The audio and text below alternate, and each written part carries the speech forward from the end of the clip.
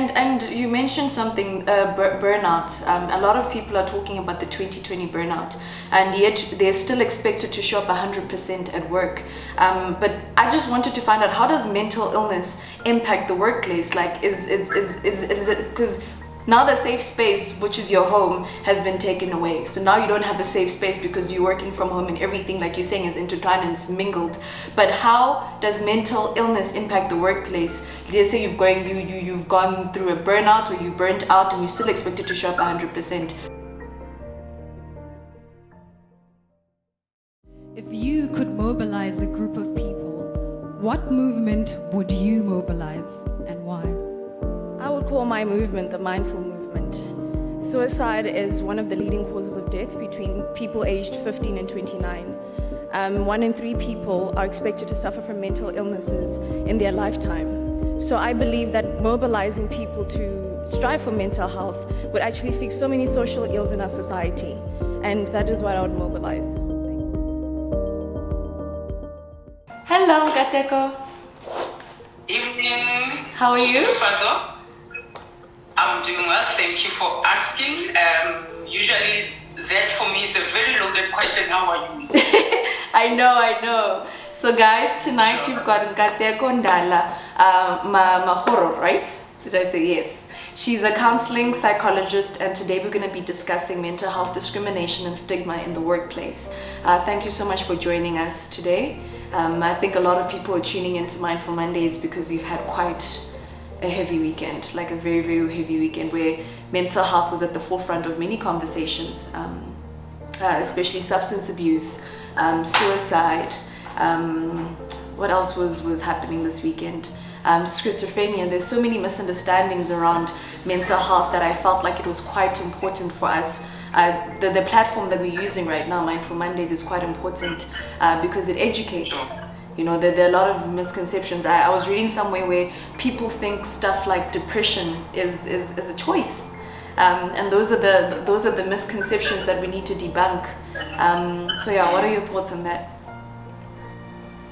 Sure, and as you're saying, you know, it was quite a weekend, or even a start of the week, because I think, you know, most of us are only, you know, finding out about the news that happened over the weekend, the overdosing of, you know, DMX, the rapper who was clean for a while, and a couple of days ago, I think about 2 weeks to be exact, you know, overdosed, and Dr. Cindy, the people's doctor, passing on, and obviously the nation is mourning. Not to say that anybody's passing is not important, but I think because of this communal grief, you know, this if you can call it national grief, and now AKS fiance, who, you know, under some speculation, it's under mysterious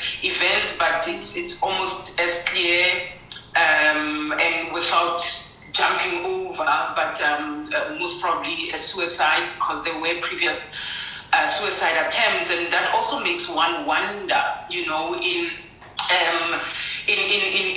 saying, because I think a lot of people can judge people who commit suicide or that are depressed to say, snap out of it, get over it. I think from some of the, you know, media notes, it was noted that she was seeking help. She was seen by a psychologist and a psychiatrist. So it means she was really, really deep. And it's a very dark place. I think if somebody has not been there, they will not understand, and they will only judge a person who has committed suicide. But it's a very, very dark place when other people who attempted and were not successful explain what kind of a place, you know, a depressive and a suicidal, because it's hopeless. You don't see the light, you know, at the end of the tunnel, like other people saying that there's a light at the end of the tunnel. You know, you and I, on our daily experiences, you know, we can be able to still, even though we are discouraged, pick ourselves up. I mean, I think your post, I think it was yesterday, where you mentioned, the picture that you had taken and the caption around it, that was one of your down days, but you were able to again say there's no shame in seeking help. So it's just to really demonstrate that mental health illness is real. It affects people in different ways, depending on the support structure that a person has, depending on, the prognosis. When we talk about prognosis, we say the likelihood of a person becoming better. For other people, we just managing and supporting. We're not necessarily aiming at curing even, because sometimes it's uncurable. And we just managing. And maybe even just starting with that, the stigma, and I know today we're talking about mental health in the workplace, but just debunking the stigma and the myths around mental health issues. And Shudufhadzo, I think, God bless you, Queen Shudufhadzo, a lot for embarking on this journey and using your platform the way that you're using it as a public figure.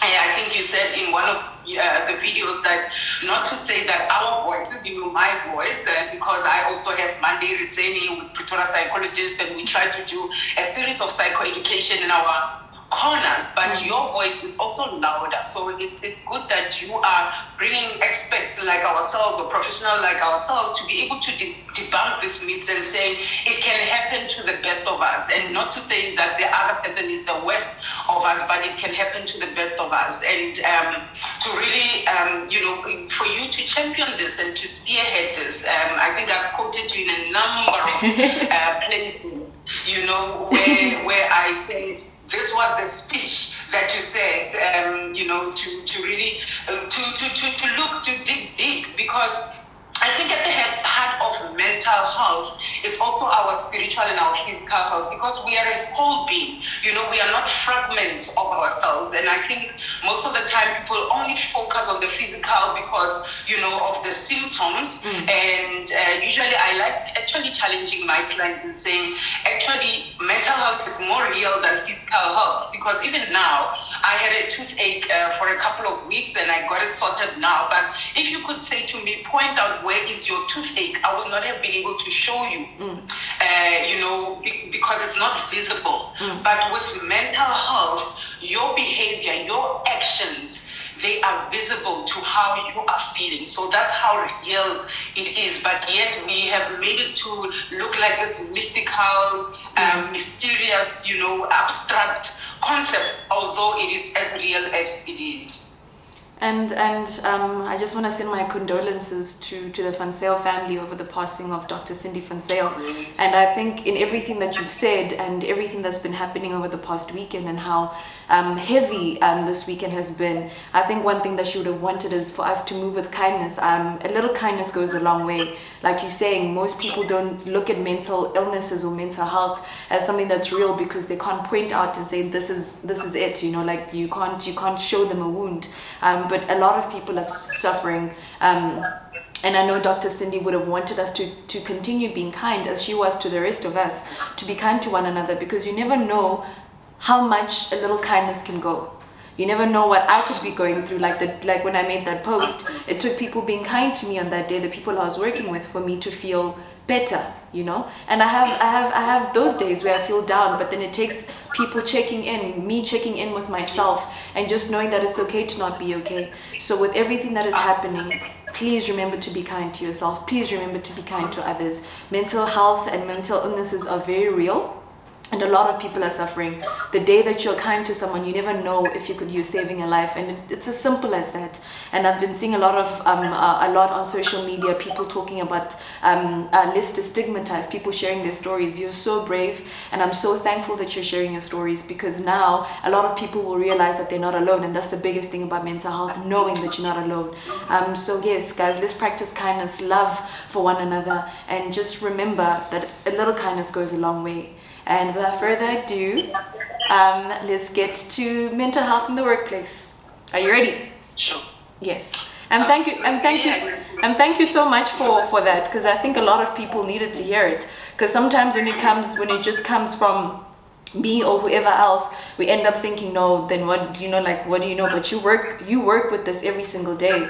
So you sharing that from an expert opinion and perspective as well goes a long way, because like I said to you earlier today, there's a lot of issues where people want help, but they're not even sure where to start. So it's in little things like these where people know that they're not alone. And I think one of the places where people are experiencing a lot of mental health struggles is in the workplace, because like I was saying earlier, like throughout this weekend, I was feeling so guilty for taking time out. I'm constantly working, I'm constantly busy, but I was feeling so guilty for taking time out. We constantly have to show up for our jobs, show up for our obligations, but we never show up for ourselves. And I think this topic is quite important, because especially now during COVID-19, a lot of people have gone through a lot. People have lost jobs, and even the jobs that they have are very much in an uncertain place. So I just wanted to find out from you, how can the workplace impact one's mental health, especially during COVID? Sure. And I think the first place to look is the culture of that workplace. There are certain workplaces that are just naturally toxic. It does not matter who is there, who is leading, who is a subordinate, or who is in management or in junior position.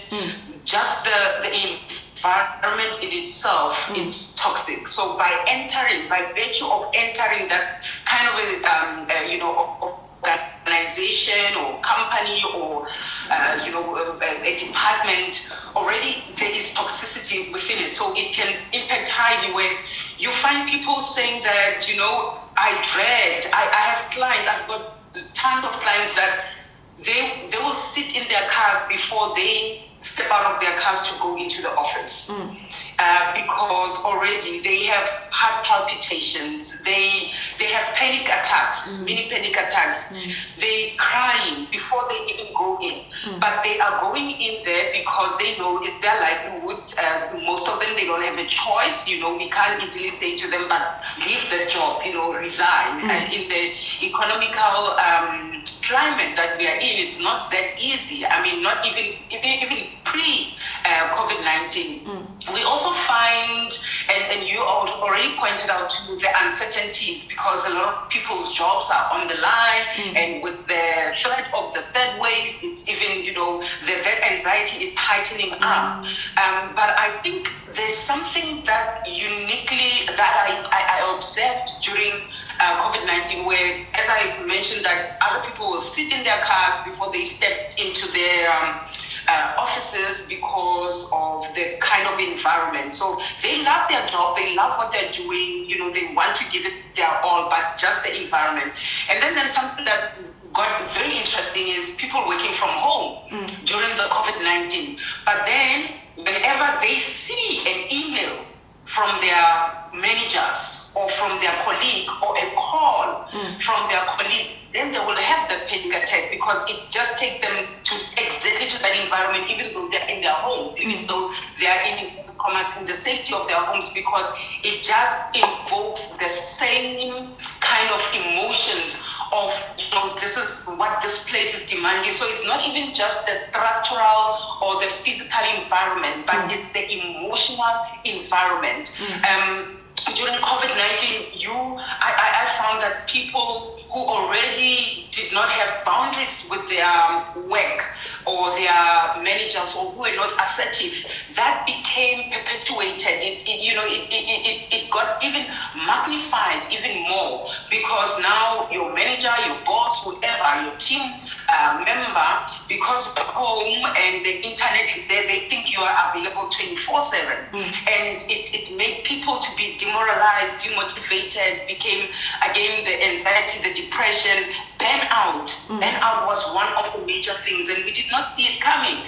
As early as May last year, people were getting burnout, and I think people did not realize that they could get burnout because they thought they are working from home in the safety of their own environment, but because there were no limitations between your work hours and your home hours, everything was mingled in between, and there were no boundaries between, now I'm done, I'm shutting off my computer, or I'm switching off my phone, because now the phone has become a work tool as well. So those are some of those impacts. I mean, it can impact on us on a very physical, the mental can impact on us on a very physical level, where we're feeling lethargic, where we're feeling unmotivated, where we even have low risk, low ability to fight off infections and diseases. So you find that we are attacked more by diseases because our immune system gets lowered. So it's not even just on your psychological or emotional, but going down to the physical, and then going on to the relational aspect of it, where relationships become fragmented, be it that it's your work relationship, the relationship with the different structure in terms of the levels, and also relationship with your social environment, because of the toxicity of your work environment. And you mentioned something, burnout. A lot of people are talking about the 2020 burnout, and yet they're still expected to show up 100% at work. But I just wanted to find out, how does mental illness impact the workplace? Like, is it, because now the safe space, which is your home, has been taken away. So now you don't have a safe space because you're working from home, and everything, like you're saying, is intertwined and it's mingled. But how does mental illness impact the workplace? Let's say you've gone through a burnout, or you burnt out, and you're still expected to show up 100%. How does that affect the workplace? Sure. I mean, a lot of times I already mentioned being demotivated. When you are not motivated, you don't have the strength and the capacity to work at your best, to be super productive. So productivity is one of the things that it gets impacted. Forgetfulness as a result of mental illness, as a result of burnout. I mean, you can imagine somebody working with numbers, and somebody who needs to be very sharp all the time, and very concise, and they are forgetting digits. I have a client who they're in an inquiry now because they forgot some digits, they forgot some important aspect of a report that they were writing as a result of burnout. There were already signs of burnout, and that particular individual was admitted, and so on. So as part of helping her in this inquiry, myself and the psychiatrist have written letters to say already this person, and this was the treatment plan already before this person went into an inquiry, because there was gross negligence that costs a lot. But that is in keeping with the impact of their mental health illness. Irritability. I mean, imagine if you need to be a team player and you are forever irritated and forever angry. I admitted, somebody very recently, about 3 or so weeks ago, and he came to me and he said, I'm a people's person, and I find myself being extremely irritated. And I said, obviously, this is not you, it's the mental illness. And immediately, the person was checked into the hospital, so that we can get them to rest and introspect and see where they are. And I already mentioned, I mean, if relationally you need to deal with a lot of people, and you are on the phone and you are irritated, you don't respond well to people, and that lack of concentration as well. So I talked about forgetfulness, but also with the forgetfulness, then also the lack of concentration. I mean, if you are a person who needs to study volumes of work, of paperwork, and you are unable to concentrate, and you're reading one line 65 times, then it happens. So then at the end of the day, you don't become productive, because you need to read that one line, you forgot that you read that one line, or you need to write a report, and you don't even, you can't even construct a sentence because you're unable to concentrate. Your focus is everywhere. You are overwhelmed with the burden of what you are experiencing. So again, it's also in keeping with, if we're thinking of your anxiety symptoms or your depressive symptoms. So if, for example, you can't sleep, and the sleep will affect your level of concentration for sure. Short amounts of periods where you are not sleeping, where you are sleep deprived, let's say you are studying for a test, studying for exam, or preparing for something important, that is fine, but not for a long term. Or even maybe sleeping excessively. I had clients, especially during the hard lockdown, our level 5 last year, who said, I don't know how many times do I press that snooze button, which then makes them to be late for meetings, and then they got warnings for coming in late. But it's because they were really at the very downs of their lives and wanting to sleep more. And like with everything that you're saying, I'm wondering, I have a lot of questions, but like I'm wondering, how do workplaces perceive mental health? Are most workplaces, based on what you've seen or what you've heard, with your clients, are most workplaces, how do I say this? Are they kind to those employees? Because especially now with COVID-19, people have gone through a lot, like you're saying, forgetfulness, sleep deprived, being burnt out, having to be hospitalized. There's so many things that, like you're saying, the mental affects the physical. So how do workplaces, how is mental health perceived in the workplace? And it depends on how aware. And actually, Shudu, I want to start here before I respond to this.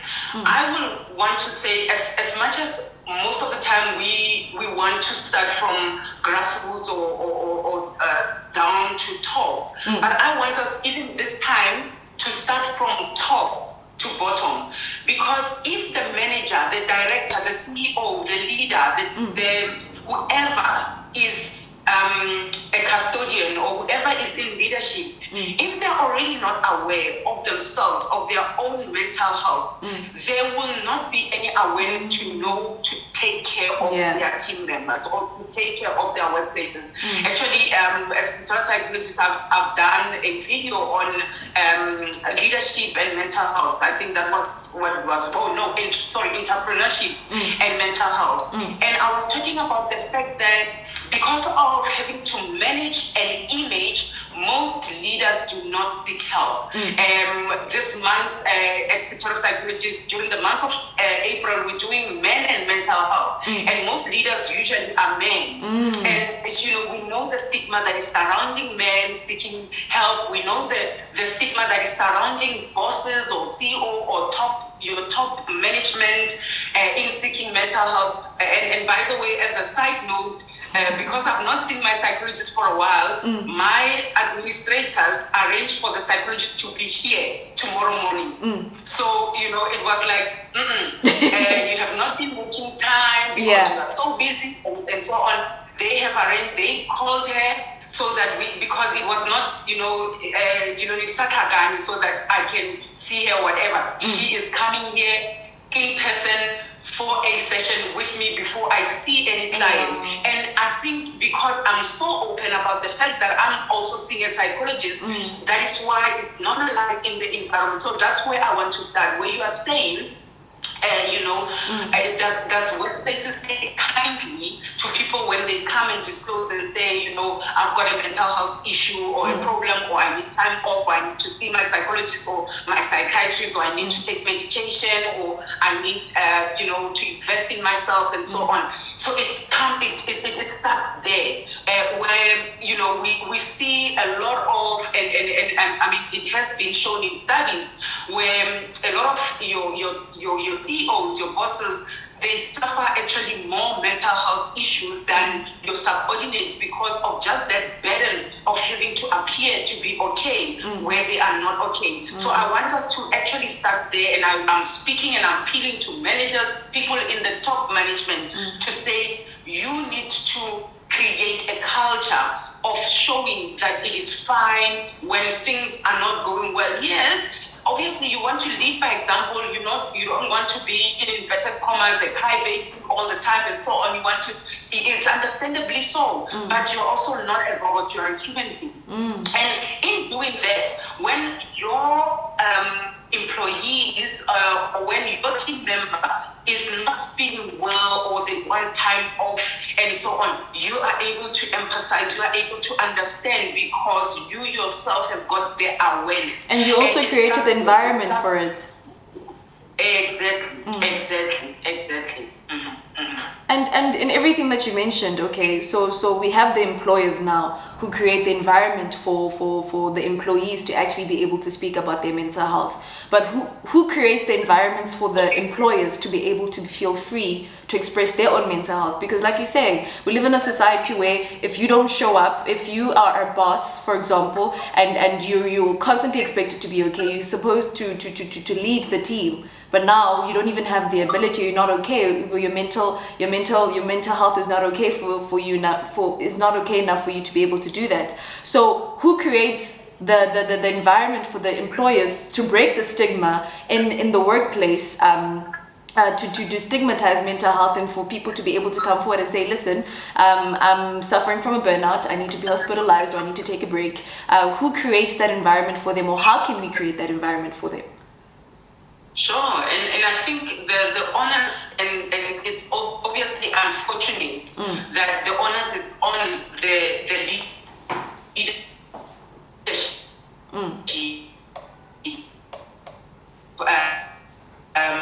The employer to recognize the time and to they drive themselves, because I think also and usually it's a paradox where people think that self-care is selfish, and actually self-care it's actually caring for others, because in you taking care of yourself as an employer, you are able to take care of others much better. I love quoting, I think it's Matthew, I forgot the exact verse, but it says, love yourself as you love others as you love yourself. So there's no loving others, there's no understanding others when you don't do that. So that in that paradox, it's the leadership, it's the employer who needs to create that space, and maybe even intermittently create an environment where people can take breaks, and not just as their vacation leave, but as you said, you were able to give yourself a break this weekend, and to give themselves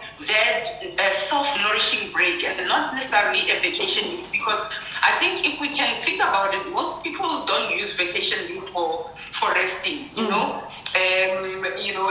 If it's somebody who crosses the 012 or the 011 boundaries, and it's a 015 or a 013 dialing code, we know if Mutwaya higher, they are still going to be waking up. Yes. Who are saying, I on Monday I said, you look exhausted. Sorry, it was late last week. I said, you don't look well.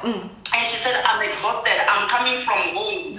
So it was not vacation leave, because she was working, she was cooking, she was cleaning from this side to the other side, and so on. So we need to recognize that sometimes, most of the time, vacation leave is not used to rest, and maybe even create those intermittent breaks. But those intermittent breaks, you as a leader, you as an employer, I think you need to set that example. About 2 Fridays ago, I went away. I scratched on the diary. I said, do not book. And I even wrote to them, what am I doing? I was with my sisters, and we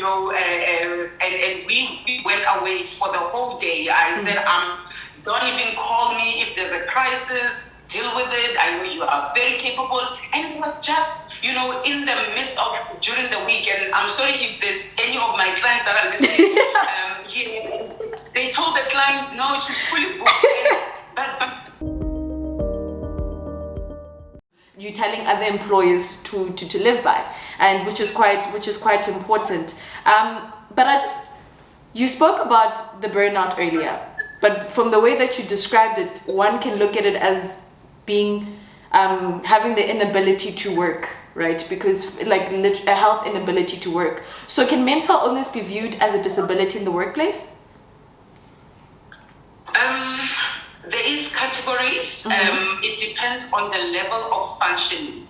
So sometimes you find that the mental health illness is so severe that it takes away the functioning of a person. I mean, if somebody is forgetting every day and they need to be dealing with important things, that's when we can say, and a person can be medically boarded as a result of mental health illness. But I also want to caution, especially employers, not to willingly that word that I cannot say because the English classes are finished.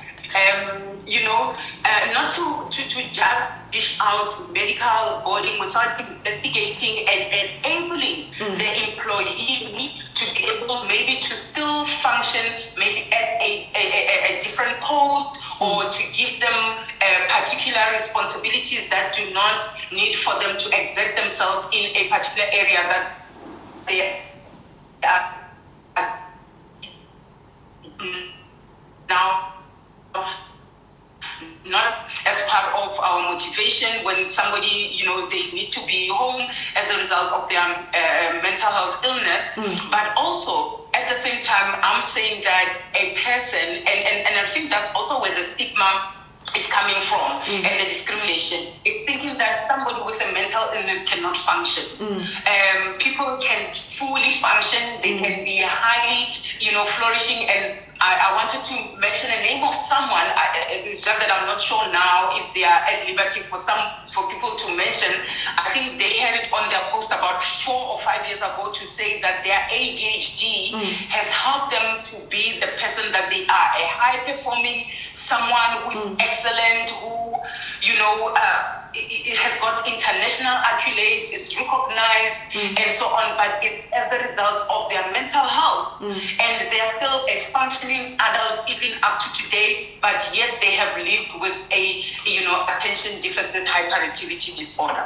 So it can be classified as a disability depending on what area of functioning is it impacting, and also the role and the job description that a person has.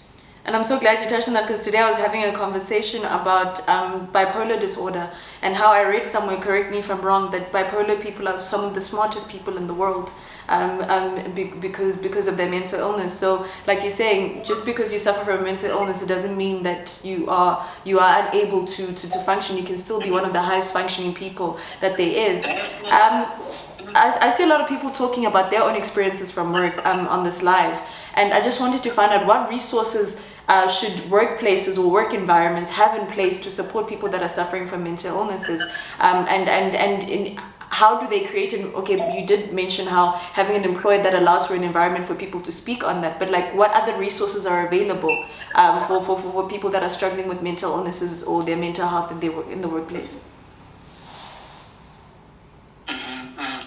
I like saying to workplaces, your people are your wealth. And a lot of workplaces look at people as their position, and they don't look at it as their wealth. And and there's also a number of studies, especially in the human resource environment, that has shown the mental health and absenteeism and productivity. If you don't invest in your people, it's not, it's counterproductive.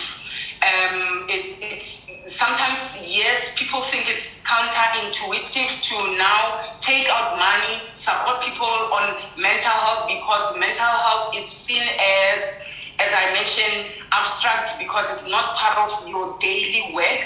But once you invest in the mental health of people, it has been shown in many companies. There's lots of case studies like Nestle, where when there's an active engagement in an active cognizance in supporting your employees' mental health, there's also a shoot up in productivity.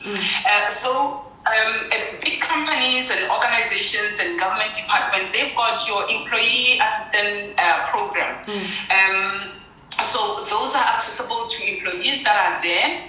I find sometimes, and it's not all the time, but sometimes that because of, again, the toxicity and the mistrust between the employer and the employee, some of the employees do not use the EAP, the in-house EAP, the employee assisted program. They will rather opt out to seek out someone outside. So some of the workplaces, they give those options where they give you free consultations if you are an employee, and if you don't want to see an in-house person, they can also allow for you to see a psychologist or a psychiatrist outside through the company cost, but then obviously it's limited. So those, I think employees should not neglect your wellness days. They might not look like much, but they really go a long way. I mean, for me to be able to know that I don't see, it's because of a wellness day at my previous work environment, which is your alma mater, University of Victoria.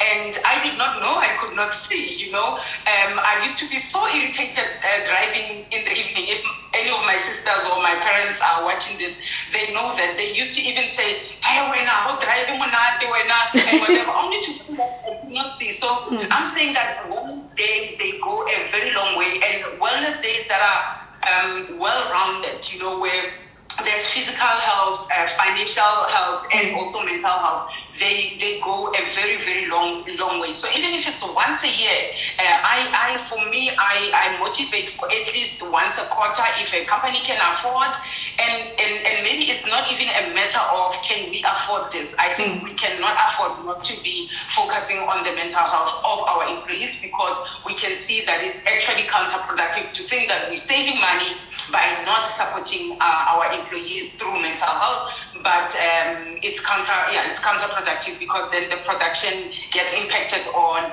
So employee assistance programs, flexible work environments, they have been seen in many countries, in many contexts, to be very supportive of mental health. And maybe that's also one of the reasons why I was able to stay so long in academia, because in academia there's lots of flexibility in our work. Yes, there's still high demands. You still need to have your throughput in terms of publication, teaching, research, all of those things. But because of the flexibility of the environment, it helps a person to know that they can still work from home or work different hours and so on. So that also it's one of the good things that people can implement. So just awareness, and putting forward, just demonstrating that you are aware that human beings are not robots. They do have emotions. I think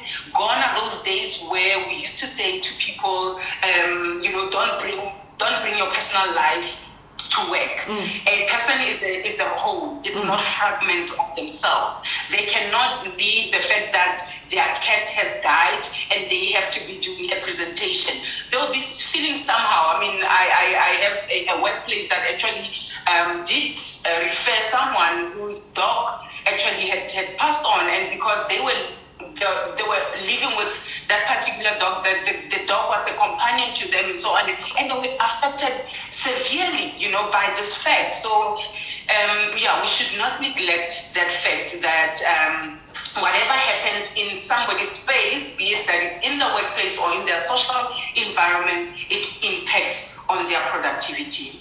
And just to close off, I know a lot of people watching this. Yes, we can create the environments that are needed for a conducive workspace. But if you're someone that's struggling, or that's someone that suffers from a mental illness, do you have to disclose that information? And also, how can you disclose that information if you choose to?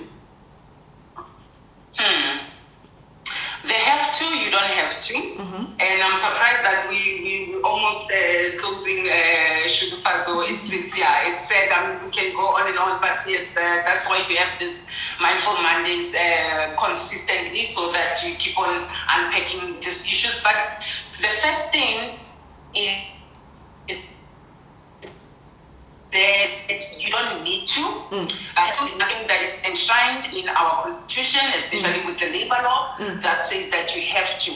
I know sometimes we can ask as employers, if you have suffered mental illness, or even selections for particular positions.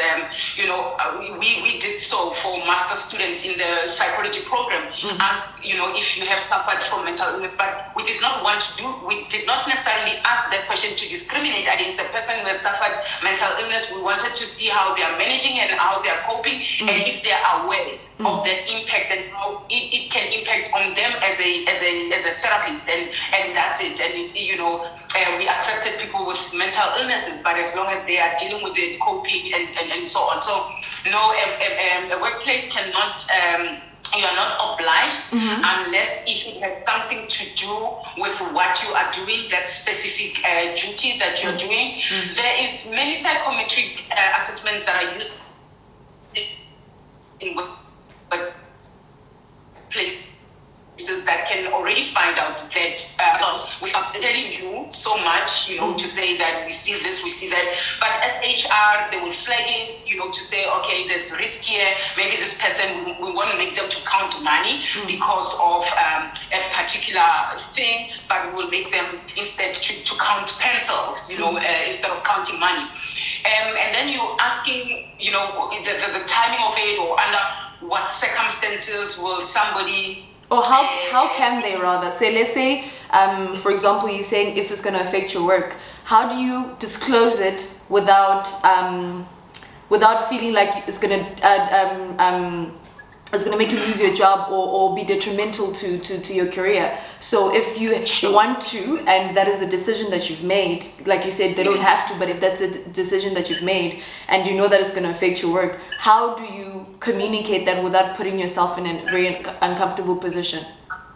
Sure. And I will also say that you need to also read your workplace. You need to know the kind of environment that you are in. It's safe to do so, because a lot of people then will victimize someone for disclosing instead of using it for their good.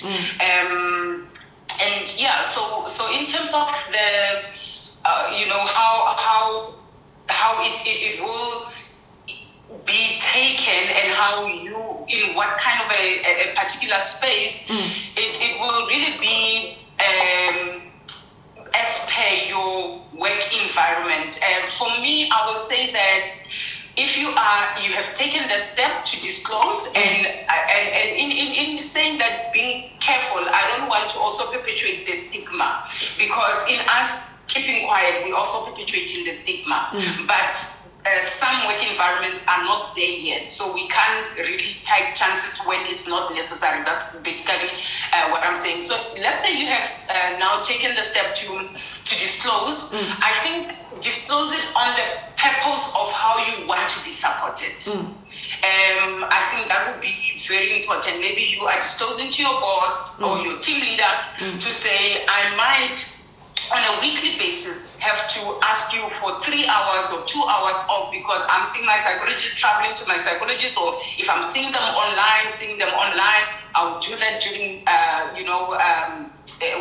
hour, and then I'll be back. So that will be one of the reasons why you will want to do that, and then you will be communicating what is expected from the employer in terms of you disclosing. And then secondly, I think especially with performance management and your performance appraisals, you need to maybe also highlight it to say, I've been, as a person, as an employee, I've been performing at this level. But because this is what I'm experiencing, you might find that my performance deteriorates a little bit. So now you are bringing the awareness so that they're not surprised when you are performing poorly. And then you can even say, maybe it's seasonal because I'm going through an adjustment, or I'm grieving, or something has just happened that overwhelms me. So that would also be for that.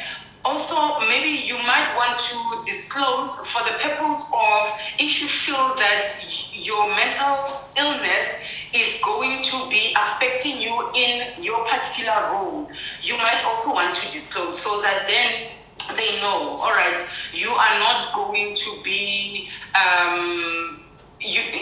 let's say it's substance abuse or substance use.